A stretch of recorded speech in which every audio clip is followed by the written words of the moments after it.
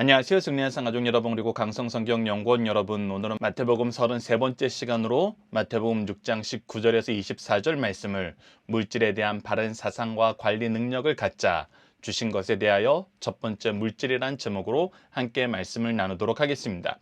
승리한 삶은 박유일 목사님의 구속사로 조망한 성경 연속 강해집을 통해서 편집이 되어 있고요.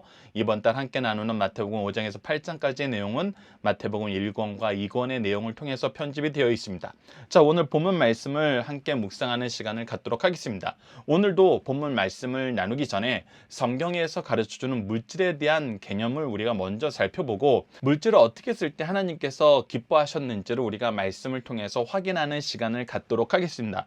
우선은 물질에 대한 개념입니다. 하나님은 우리에게 물질을 어떻게 주시는가, 물질을 우리가 어떻게 얻을 수 있는가, 그 부분에 대해서 우리가 자주 나누던 말씀 중에 하나가 바로 시편 128편 1절에서 2절 말씀입니다. 여호와를 경외하며 그의 길을 걷는 자마다 복이 있도다. 즉, 우리의 복의 유무는 바로 우리가 하나님을 경외하고 그의 길을 걷는가라는 데 있다는 것입니다. 그런 사람이 하나님께 복을 받습니다. 그리고 우리가 이 복을 받을 때 어떻게 복을 받냐면, 내 손이 수고한 대로 먹을 것이라. 즉, 우리의 수고를 통해서 하나님께서 우리에게 먹을 것을 공급해 주시는데, 우리에게 필요한 것을 공급해 주시는데, 우리에게 일용할 양식을 공급해 주시는데, 이것을 통해서 어떻게 돼요? 우리가 복되고 형통하게 된다는 것입니다. 즉, 하나님과의 관계가 중요하고 하나님이 세우신 질서 안에서 우리가 복을 누리게 된다는 것입니다. 이것이 하나님께서 이 세상을 만드실 때 세우는 창조의 질서입니다. 창조주의 질서예요. 전도서 3장 12절로 13절을 통해서도 한번 확인해 봅시다. 사람들이 사는 동안에 기뻐하며 선을 행하는 것보다 더 나은 것이 없는 줄을 내가 알았고, 사람마다 먹고 마시는 것과 수고함으로 낙을 누리는 그것이, 무엇으로? 수고함으로 낙을 누리는 그것이. 즉, 우리가 물질을 갖는다는 것은 물질을 통해서 놀고 먹기 위해서 물질을 얻는 것이 아니라 하나님께서 우리에게 계속 수고함으로 낙을 누리게 하는 건데, 그것이 바로 무엇이다? 하나님의 선물이다. 그것이 바로 하나님의 선물이다. 그래서 우리가 수고함으로써 기뻐하며 선을 행할 수 있는 능력을 얻게 된다. 물질을 얻게 되는 것이든 능력을 신장시키는 것이든 삶의 질이 나아지는 것이든 모든 것은 수고를 통해서 얻게 하신다.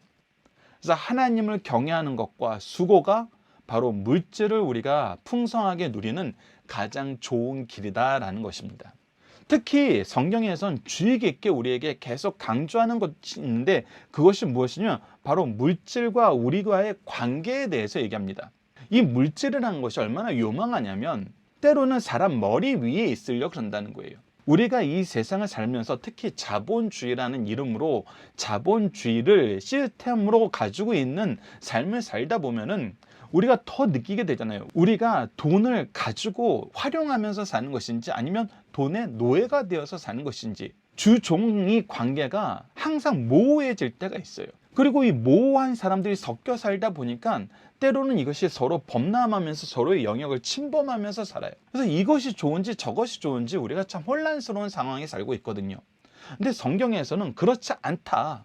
그 종속관계를 너희들이 반드시 잘 알고 있어야 된다 하면서 강하게 가르쳐주고 있습니다. 우선 히브리서 13장 5절을 봅시다. 돈을 사랑하지 말고. 돈은 우리가 사랑해야 될 대상이 아니에요.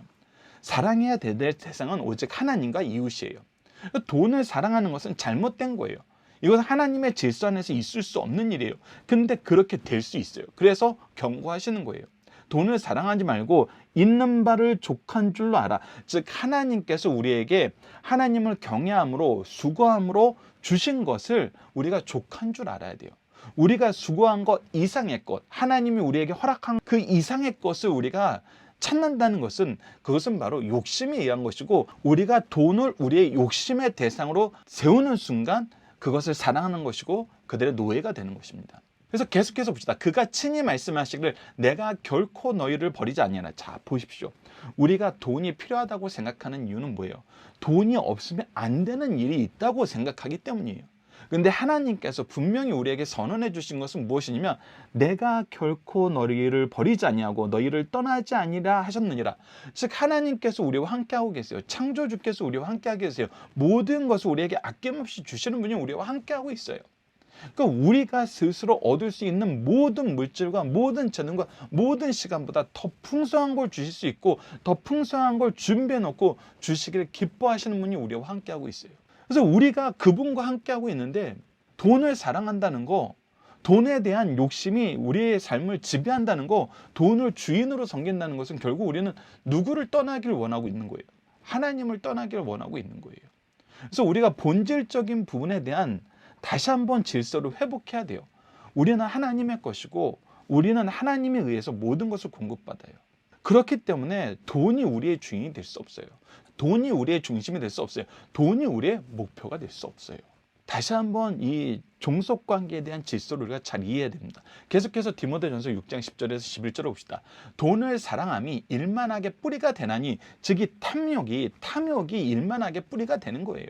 앞서 말씀드렸던 것처럼 자본주의 사회일 때는 모든 탐욕의 크기가, 모든 욕심의 내용이 무엇으로 치환되냐면 돈으로 치환이 돼요.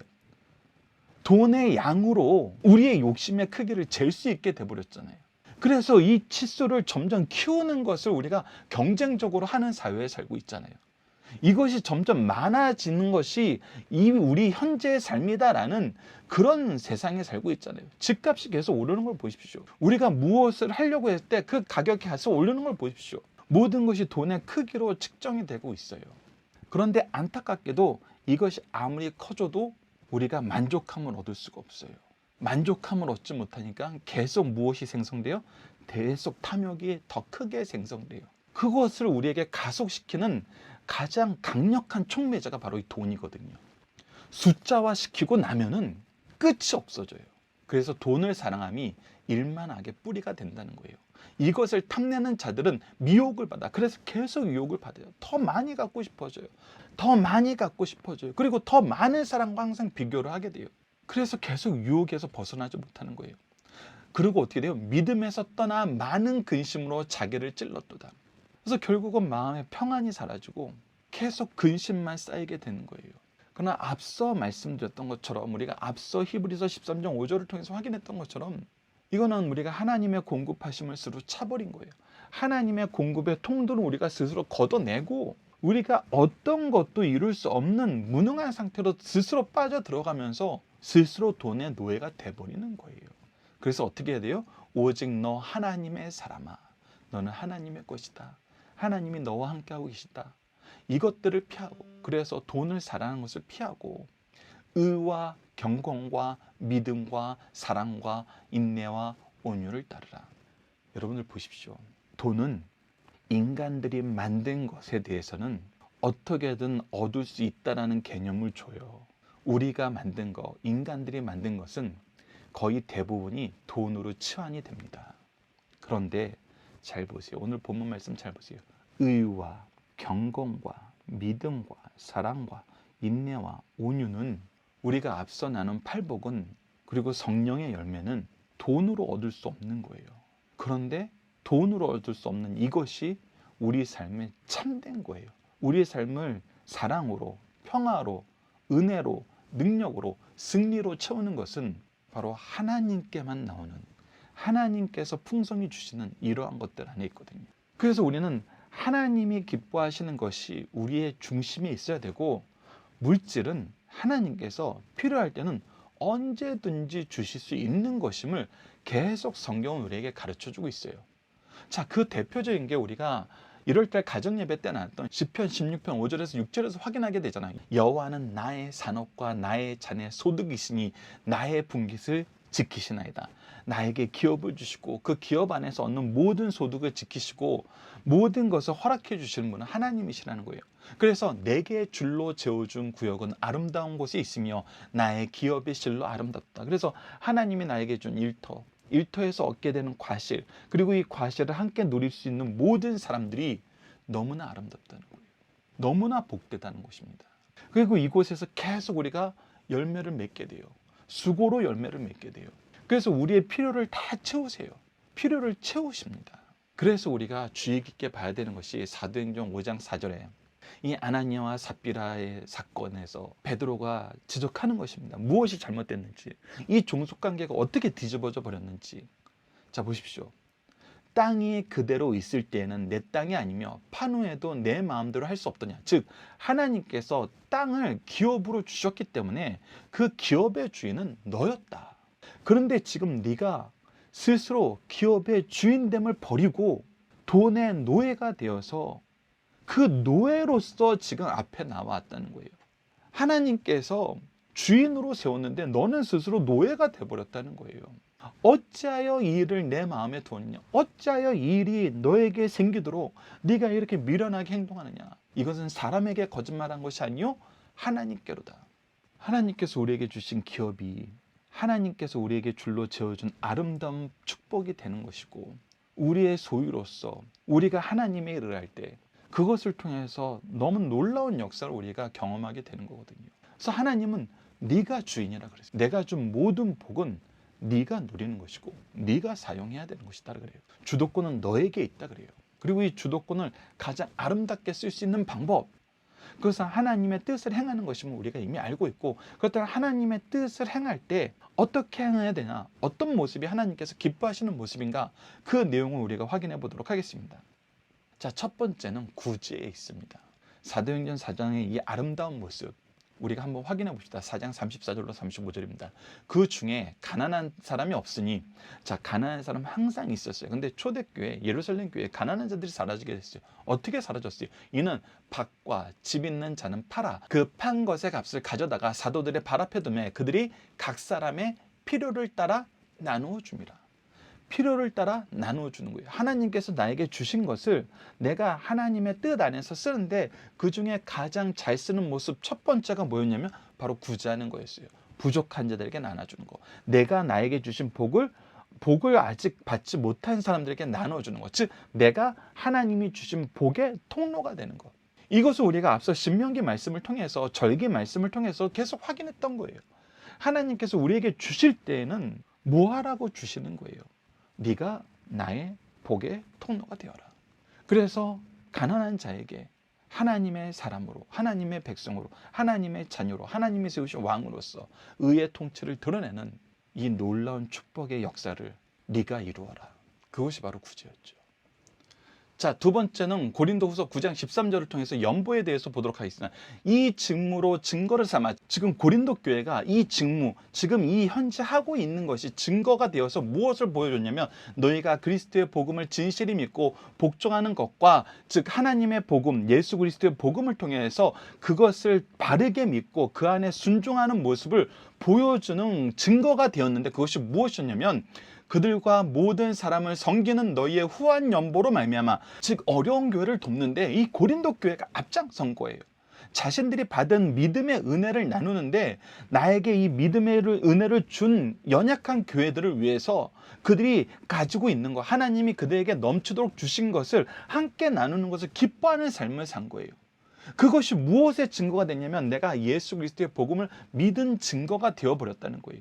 즉 이것은 무엇이냐면 그들이 가진 물질을 하나님께서 쓰시길 기뻐하는 하나님의 계획을 이루는, 하나님의 뜻을 이루는데 이들이 쓰게 되었다는 것입니다. 그것이 바로 무엇이냐면 연보였어요. 즉 내가 가진 것으로, 내가 더 가진 것으로 연약한 사람을 도와서 평균케 하시는 하나님의 은혜를, 역사를 이룬 것이 바로 하나님이 나에게 이 물질을 주신 이유다, 이 고백을 하게 되는 거거든요. 그래서 이 연보는 너무나 중요한 것입니다. 즉 구제는 우리가 한 사람 한 사람 교회 안의 공동체에서 유용한 거였다면, 연보는 교회와 교회 간의 하나됨을 나타내는 유용함이었다는 거예요. 그리고 세 번째는 무엇이냐면 바로 선교입니다. 사도행전 16장 14절 15절 보시죠. 두아디라 시에는 자색 옷감 장사로서 하나님을 섬기는 루디아라 하는 한 여자가 말을 듣고 있을 때 주께서 그 마음을 열어 바울의 말을 따르게 하신지라. 그가 그 집이 다 세례를 받고 우리에게 청하여 이르되 만일 나를 주 믿는 자로 알거든 내 집에 들어와 유하라 하고 강권하여 머물게 아니라. 즉 하나님의 복음을 위해서 수고하는 사람들을 위해서 그들을 섬기고 그들의 필요를 채워주면서 복음의 일을 위해서는 나에게 주신 물질을, 시간을, 재능을 쓰는 것을 기뻐하게 되었다는 것입니다. 그래서 하나님께서 우리에게 주신 물질을 교회 안에서 평균케 하는데, 또 교회 간에 평균케 하는데, 더 나아가서 선교라는 것은 민족 간에 평균케 하는데 쓰는 것이 하나님께서 우리에게 주신 물질을 잘 쓰는 것이고, 하나님께서 기뻐하시면서 우리에게 더 공급하시는 하나님의 방법이라는 것입니다. 바로 이 세 가지는 하나님께서 물질을 바르게 쓰는 가장 좋은 모델로 우리에게 가르쳐 준 거예요. 그래서 이 세 가지를 우리가 힘써 할 때에는 이 물질의 노예가 될 일이 없어요. 물질 때문에 시험에 받을 일이 없어요. 앞서 우리가 나눴던 거, 물질을 하나님께서 어떻게 주시는가, 물질의 종속 관계에 대해서 우리에게 어떻게 얘기하시는가, 하나님을 주인으로 삼고 하나님과 함께하고 있으면 하나님께서 채워주세요. 그래서 우리가 물질의 노예가 될 필요가 없어요. 근데 하나님이 주인 되면 우리가 의심하고 신뢰하지 않고 스스로 물질의 노예가 되어서 달려가는 자들이 있을 수 있다는 거예요. 그래서 오늘 본문 말씀도 예수님께서 이 부분에 대해서 지혜의 은혜를 주시기 위해서 이 말씀을 주신 것입니다. 자, 19절 말씀부터 봅시다. 너희를 위하여 보물을 땅에 쌓아두지 마라. 자, 계속해서 얘기합니다. 보물은, 하나님께서 주신 보물은, 물질은 너희를 위해서 쌓아둘 것이 아니라는 거예요. 특히 땅에 쌓아두는 것은 의미가 없다는 거예요. 그래서 뭐라고 얘기합니다. 거기에는 종과 동록이 헤하며 도둑이 구멍을 뚫고 도둑질하느니라. 즉 그거는 관리하기도 힘들고 그것을 훔치려는 끊임없는 사람들의 도전이 있다는 거예요. 그래서 여기서 계속해서 얘기하는 것입니다. 우리가 가진 보물은 어디에서 온 것인지를 분명히 알아야 된다는 거예요. 다시 한번 강조합니다. 물질은 어디에서 오는 거예요? 하나님께서 주신 거예요. 하나님을 경외하고 수고하는 자에게 하나님께서 주신 것이. 그래서 사실은 이 물질은 어디에서 오는 것이냐면 하늘에서 오는 거예요. 그래서 하늘에서 오는 것을 땅에 쌓아두는 것은 굉장히 미련한 일이란 거예요. 어리석은 일이란 거예요. 그래서 20절 말씀을 보십시오. 오늘 너희를 위하여 보물을 하늘에 쌓아두라. 그래서 당연한 것입니다. 하나님께서 우리에게 주신 것은 하나님께 돌려드리는 것이 마땅해요. 하늘에 쌓아두라는 건 다시 다 돌려보내라는 것이 아니에요. 무엇이에요? 하나님께서 우리에게 주신 물질은 하나님 뜻대로 쓰는 것이 바로 하늘에 돌려드리는 거예요. 오직 너희를 위하여 보물을 한데 쌓아두라. 거기에는 좀이나 동록이 해하지 못하며 도둑이 구멍을 뚫지도 못하고 도둑질도 못하느니라. 즉 하나님께서 관리하시고 하나님께서 베푸시는 것은 우리가 이것이 상할까, 이것이 변할까, 이것이 망가질까 걱정할 필요도 없고, 이것을 누가 훔쳐갈까 걱정할 필요도 없어요. 하나님은 우리가 그런 걱정하면서 살게 하지 않으세요. 하나님은 우리가 경외하고 수고로 일할 때, 하나님의 질서 안에서 하나님의 뜻을 따를 때 주세요. 그래서 두 번째 문제, 땅에 쌓아두는 것과 하늘에 쌓아두는 것의 차이는 무엇입니까? 땅에 쌓아두는 것은 우리가 모든 것을 해야 돼요. 근데 하는데 항상 뭐예요? 실패하게 돼요. 종과 동록이 해하게 되고 도둑이 뺏게 돼요. 그러나 하나님께서 주시고 하나님의 뜻대로 쓰는 것은 하나님께서 계속 공급해 주시면서 하나님이 관리해 주세요. 그래서 우리가 중요하게 여겨야 되는 것이 물질에 대한 우리의 생각이에요. 앞서 얘기했던 종속 관계에 대한 바른 이해예요. 21절에서 23절은 바로 그 부분을 우리에게 확인하게 해줍니다. 내 보물이 있는 그곳에 내 마음도 있느니라.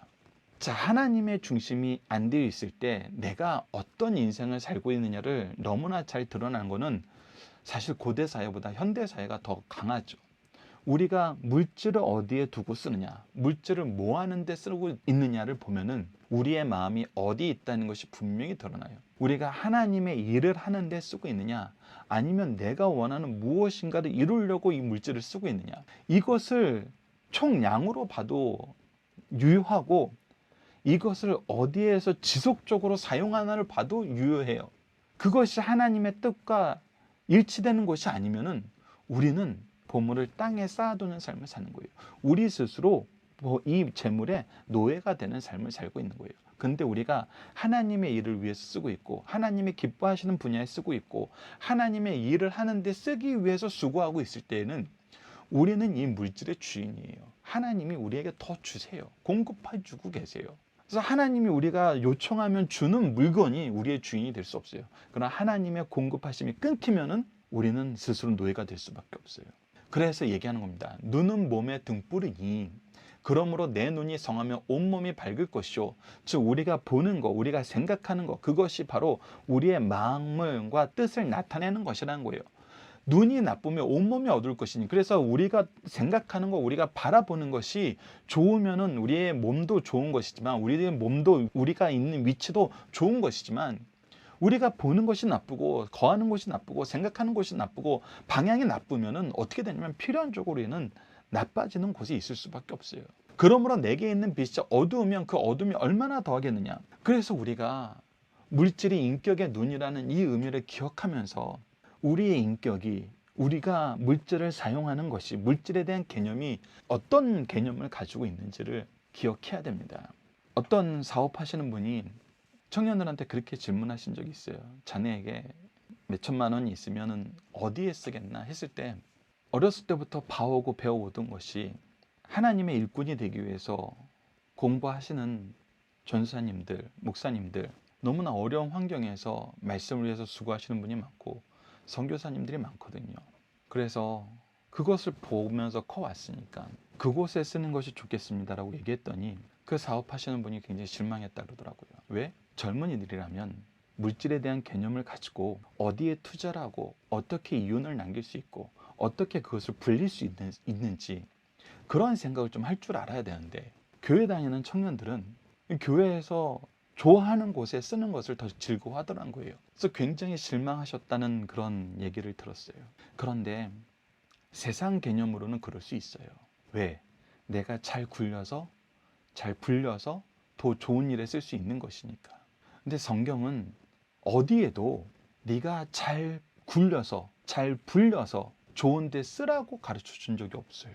우리의 믿음의 선조들이 수천 년 동안 어떤 복을 누려왔냐면 하나님을 경외하고 하나님이 맡긴 일을 열심히 하면서 그 안에서 받은 복을 하나님이 기뻐하시는 뜻대로 쓰면은 하나님께서 계속 주셨다는 거예요. 우리가 앞서도 잠깐 언급했던 것처럼 하나님의 뜻대로 일하는 나라가 비교적 선진국 대열에 빨리 올랐던 것을 우리가 확인할 수 있었어요.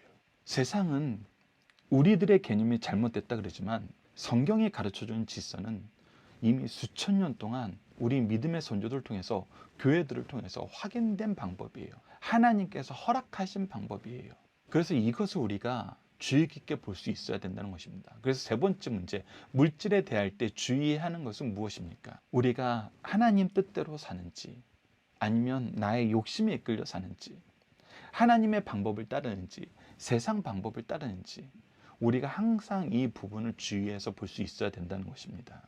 마지막 24절 봅시다. 한 사람이 두 주인을 섬기지 못할 것이니 혹 이를 미워하고 저를 사랑하거나 혹 이를 중히 여기고 저를 경히 여김이라. 너희가 하나님과 재물을 겸하여 섬기지 못하느니라. 여러분들, 하나님과 재물을 겸하여 섬길 수 없는 것은 너무나 당연해요. 하나님이 세우는 창조의 질서는 뭐라고요? 하나님이 우리의 주인이고 우리는 만물의 주인이에요. 하나님을 대행하는 이 세상의 통치자예요. 그러니까 우리가 물질을 섬긴다는 것이 있을 수 없는 일이에요. 그런데 타락한 인생이 하나님을 따를까 물질을 따를까 맨날 고민하면서 이 탐욕의 유혹에 계속해서 넘어가고 있는 거예요. 그러니까 심지어 이렇게까지 얘기하시는 거예요. 그런데 사람이 얼마나 교묘하냐면 이 유혹에 빠졌을 때 어떤 생각을 하냐면 이렇게 하면 내가 하나님도 섬기고 이렇게 하면 내가 물질도 섬길 수 있다. 그래서 가장 쉽게 얘기하는 것이 뭐예요? 내가 많이 벌어서 하나님께 헌신할게요. 그러니까 나 많이 벌 때까지는 내가 무엇을 하든 터치하지 마세요. 오히려 계속 복만 빌어주세요. 이런 생각 가진 사람들 있잖아요. 때로는 우리도 이런 생각 가질 때 있잖아요. 근데 아니라는 거예요. 그거는 네가 하나님도 섬기고 물질도 섬길 수 있다는 착각에 빠진 거라는 거예요. 우리가 하나님을 주인으로 두지 않으면 우리는 뭐든지 섬기는 만물의 종이 돼버립니다. 만몬들의 종이 돼버려요. 그러나 우리가 하나님을 섬기면은 하나님이 세우신 왕으로, 선지자로, 제사장으로 만물을 다스리는 하나님의 자녀로, 하나님의 백성으로 살아요. 그래서 이것을 우리가 잘 이해해야 된다는 것입니다. 그래서 네 번째 문제, 하나님과 재물을 겸하여 섬긴다는 것은 결국 무엇을 의미하는 것입니까? 우리가 물질의 노예가 되었다는 것을 의미해요. 그래서 여러분들 같이 섬길 수 있다는 착각에 빠지지 마십시오. 같이 섬길 수 있다는 것은 나만의 착각입니다. 결국은 우리가 노예가 되었다는 증거일 뿐이에요.